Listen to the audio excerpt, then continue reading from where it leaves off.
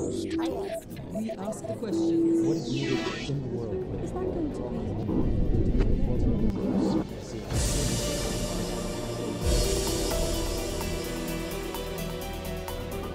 Houla, Syria, May the 25th, 2012. A massacre that caused outrage around the world. German diplomats are among those trying hard to end the conflict. But more than 10,000 people have died in 15 months of fighting, and so far there's been little progress.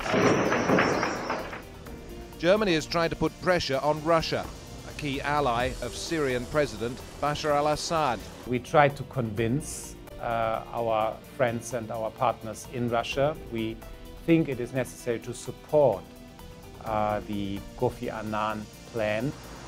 Closer to home, Germany is struggling with another pressing problem, the European economic crisis. In a few days, Greeks will vote in an election that could push their country out of the Eurozone. Many of those voters blame Germany for making their problems worse. They say the strict austerity policies Germany favours may lead to the breakup of the Eurozone. Can Europe survive? Or is its collapse just a matter of time? We put those questions to Germany's most senior diplomat. Today, Foreign Minister Guido Westerwelle talks to Al Jazeera. Minister, welcome to Talk to Al Jazeera. You've got a very tight schedule during the few days that you're spending here in the UAE, Lebanon, and then Turkey. Is there a sense of frustration amongst those of you who are trying to work on some kind of solution for Syria, that you're not getting anywhere? Of course, we have some frustration if we look to the atrocities and to the repression in Syria. But we have to continue with our work because a political solution is still possible. We work on the political solution. From our point of view, it is necessary to support Kofi Annan and his plan. And if the Syrian regime does not accept and does not implement the 6 points of the Kofi Annan plan, we have to increase the international pressure. But the key to this is undoubtedly Russia. So what do you do to get Russia to change its stance? We just had talks with the Russian governments last week. The new President Putin, came to Berlin on Friday. And of course, we found some clear words about the situation in Syria. We think that Russia plays a key role in this situation. And it must be absolutely clear that no one wants to protect the Syrian regime, the atrocities and the repression of Assad. And we think it is necessary that Russia understands we do not want to disturb their strategic interests in the region. We just want to help the people. Is Russia protecting Assad? I think it is more complicated than just to reduce it on such a simple message. The problem is that we have to work together in the international community, not only in the Security Council, but especially in the Security Council, and therefore we need Russia, we need China, we need others, and so we keep on working to convince them. But you said nobody must hold a protective hand over the regime, the inference being that somebody is, and I would suggest that person or that country is Russia. I mean, it's not a secret that we are not satisfied with the policy of Russia about Syria in the last weeks. There's no doubt about it. So what do you do about it? We discuss and we try to convince our friends and our partners in Russia. We try to organize the international pressure. We think it is necessary to increase it. We think it is necessary to support the Kofi Annan plan. And this means that we cannot exclude other options. This means also that we cannot exclude options by Chapter 7. Which is military intervention? This is not military intervention. We have other... Chapter 7 is the use of force? No. Authorized by the United Nations? No, Chapter 7 means that we have the possibility to implement and to support the plan of Kofi Annan, for example, in the area of sanctions.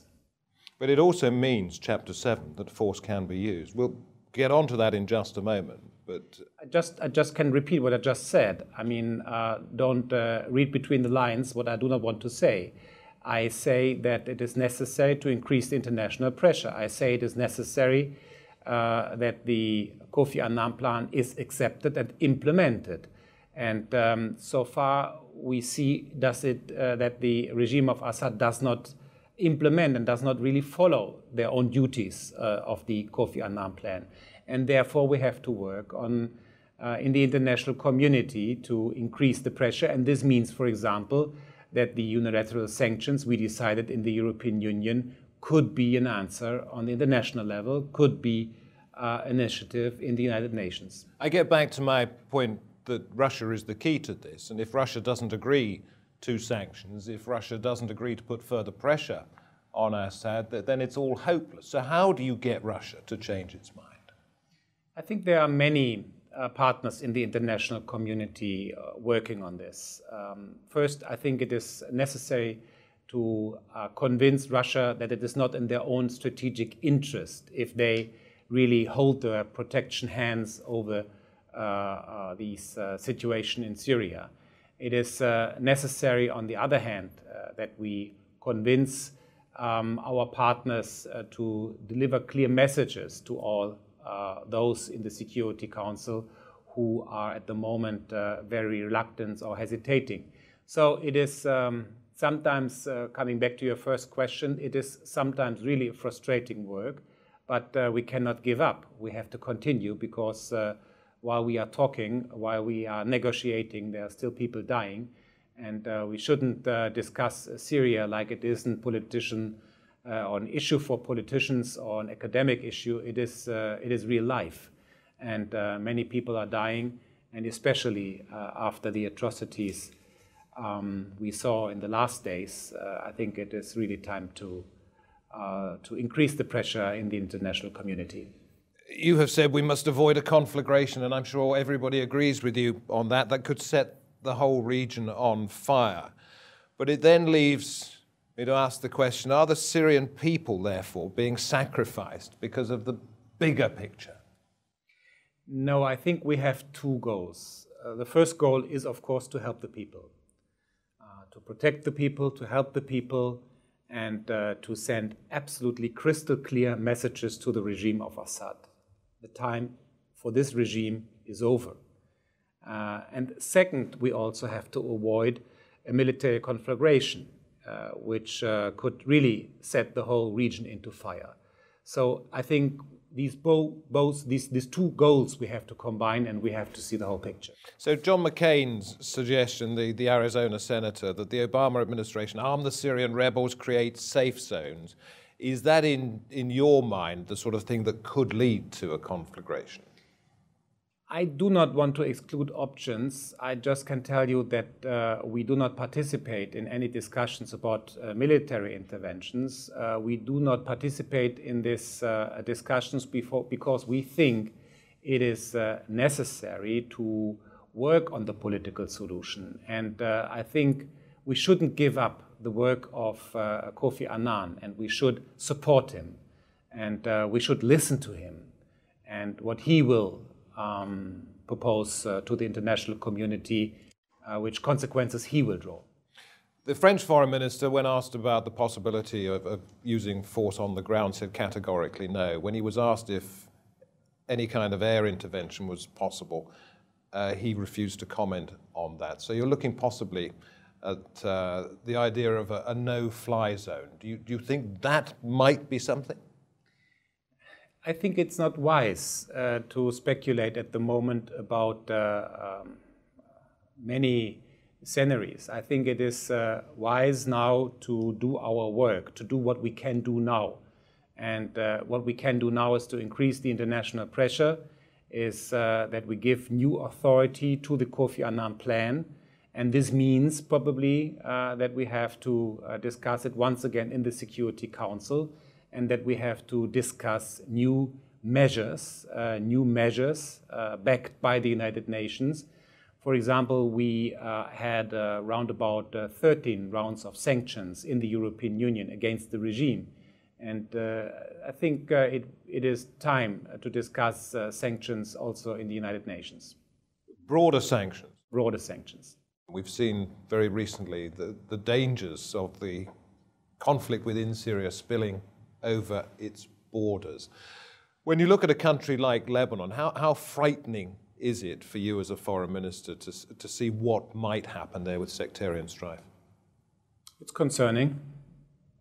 It's really concerning, and therefore I think it is necessary that everyone understands this is not only a regional issue. It's very important to help the people in Syria and to avoid that the fire also comes to Lebanon.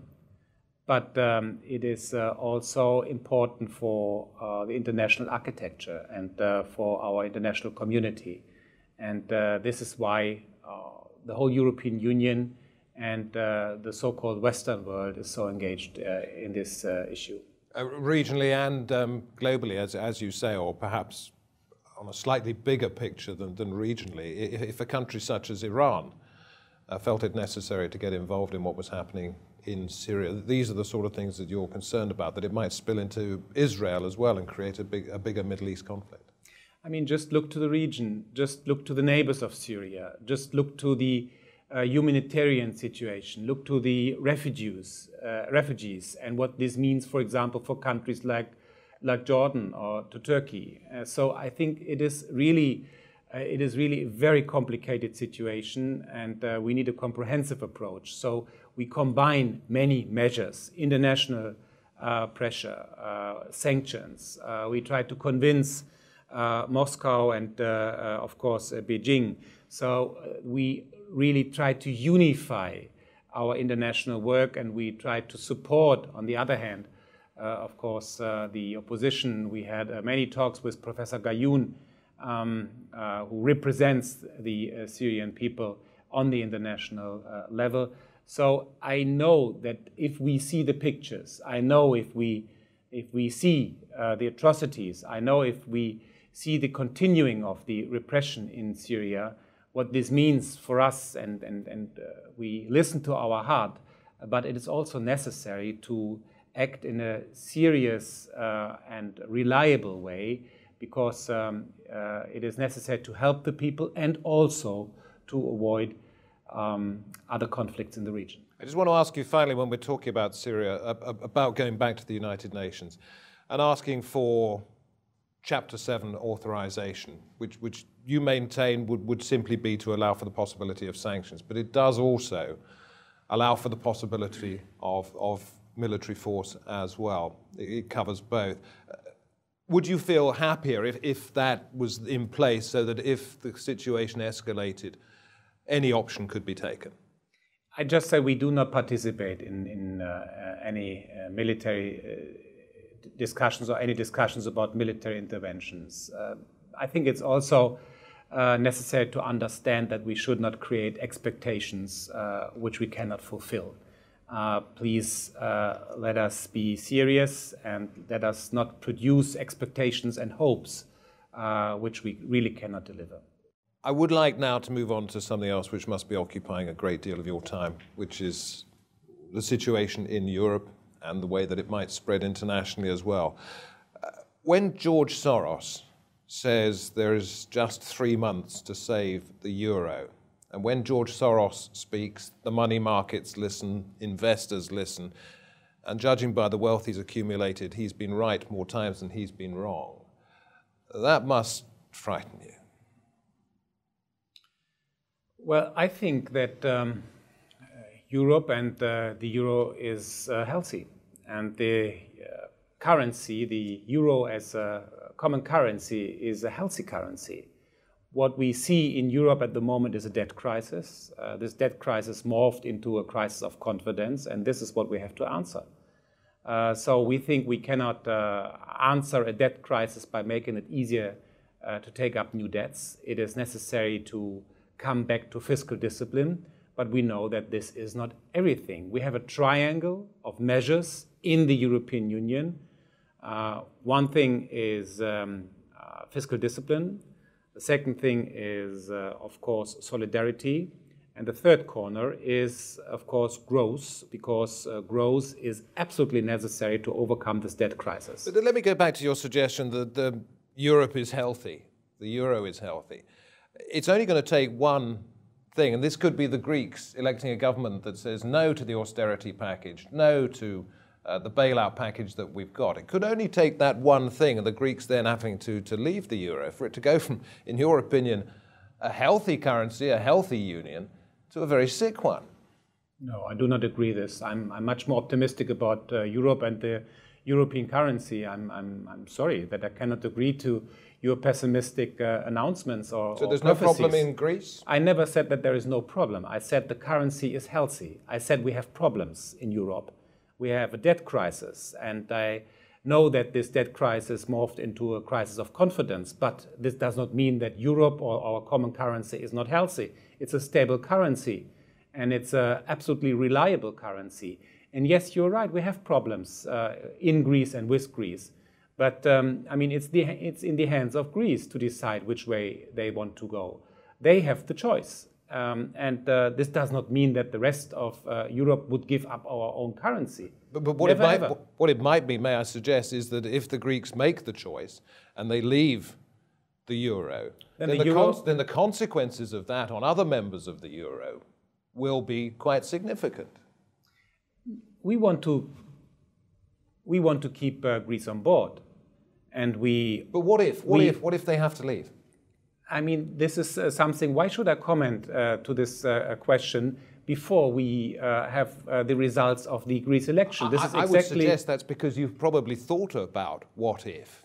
Otherwise, a lot of people, politicians, wouldn't be doing their job if they hadn't thought about the possible consequences. But I'm so sorry to tell you, but this is a public interview here. I mean, this is not a private talk between best buddies. We are talking about clear messages, and my message to the people which are following this conversation is don't follow this rumor in some medias. Because some think that the euro will not survive, and I can tell you, I'm 100% convinced of the opposite. We know that our common currency is much more than money. We know that Europe is much more than a monetary system or a single market. For us, Europe is a political project. It's a union. It's the answer to the darkest chapter of our history, and it's also our life insurance in times of globalization, especially if we look to the new centers of power worldwide and to the competition we will have and the partnership we will have with them. And therefore, I can only tell you, it's true, there is a choice in Greece. It is also true that Greece will decide their own way now, but it's wrong if you think that this could bring the euro or the whole European Union into a life danger. And because you quoted some prophecies of important business and financial managers, I can only tell you this is not my position. May I then quote to you something that one of your recent predecessors has just said, Joschka Fischer. It's not too late to change direction, talking about Germany's policies at the moment, but now we have only days and weeks, perhaps months, rather than years, he says, before Europe is plunged into another crisis. Cassandra is not always right. I think the idea that we could solve the debt crisis in Europe by making it easier to take up new debts is not very convincing. We know that fiscal discipline is necessary. And so we will not follow these proposals. Are you talking about the possibility, the suggestion of Eurobonds? Exactly. Which the Italian Prime Minister seems to think are going to come yeah, or may. But Eurobonds would send exactly signals of mistrust and of a new lack of confidence to the international markets. Because what would Eurobonds bring? Eurobonds would bring that it would become much more easier to take up new debts. It would decrease the pressure for reforms and for structural reforms. And we think as Germans it is an illusion to believe that growth is the result of new debts and deficit spending. Growth is the result of competitiveness, of structural reforms. And this is our homework we have to do and we will do. And it's a combination of three pillars. Solidarity, no doubt about this, and Germany is ready to show a lot of solidarity. If I compare the size of solidarity Germany put on the table with the size of, for example, of the economy of the United States of America, it is round about $1 trillion Germany is guaranteeing in this European situation. And on the other hand, it is necessary to follow fiscal discipline, and it is necessary to add to the fiscal compact also a growth compact. And this is part of our negotiations in the European Union. Is it not also true that one reason why the German government is against the idea of Eurobonds is because it would send a signal to the German people that your country once again is taking more on board the continent's debts, and that they would then, your people, have to go through more austerity for the sake of other countries that have simply been profligate? I'm very grateful to the German people because the size of the German engagement guarantee about 250 billion euro. This is nearly the budget, the national budget of 1 year. But may I just interrupt? Euro bonds would actually probably increase that, and the German people might be reluctant to take those on. No, this is a domestic political decision. Eurobonds will not work. This is sugar, but not medicine. And we need medicine. And the medicine must not be tasty, but it works. And Eurobonds will it makes only easier to continue this policy of debts. And then you get debts, and once again, debts.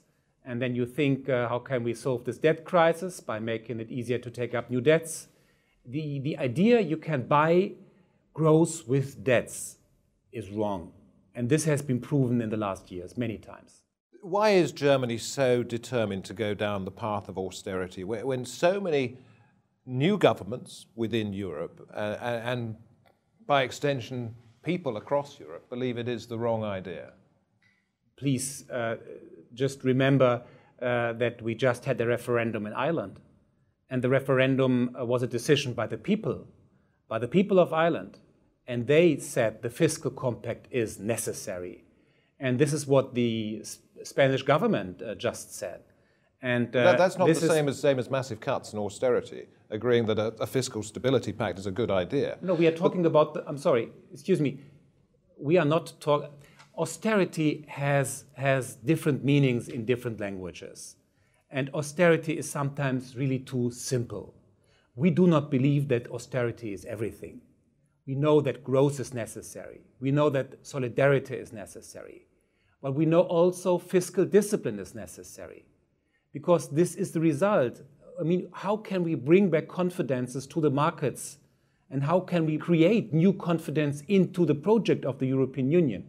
Not if we allow to take up new debts and once again to answer a debt crisis with new debts. This will not help us. And I mean, we do not ask any country in the European Union to do something we didn't do by our own. 10, 12 years ago, Germany was the sick man of Europe. This was the headline in the international medias. And we did our homework. And we know it was complicated. And we know it is difficult to just to lift up, for example, the retirement age. This is not simple. We know this. But it was necessary. And now the situation in Germany is so healthy, is so positive. Our growth rates are excellent. We have the lowest employment since 20 years. The youth, the young generation, they find jobs. And this is the key question to everything. I just want to tell you that we know how hard it is to go through this period of reforms. I just want to know that I understand the people on the streets, for example, in Greece. because they are not responsible for the things which haven't been solved years ago. And we all know that there is a lot of homework to do in Greece. But our advice is not to ask for a simple answer in the idea of no fiscal compact, no fiscal discipline, finish what we have agreed in the European Union and go back to the old policy with new debts. This will not work. Foreign Minister, thank you very much indeed for talking to us here on Al Jazeera.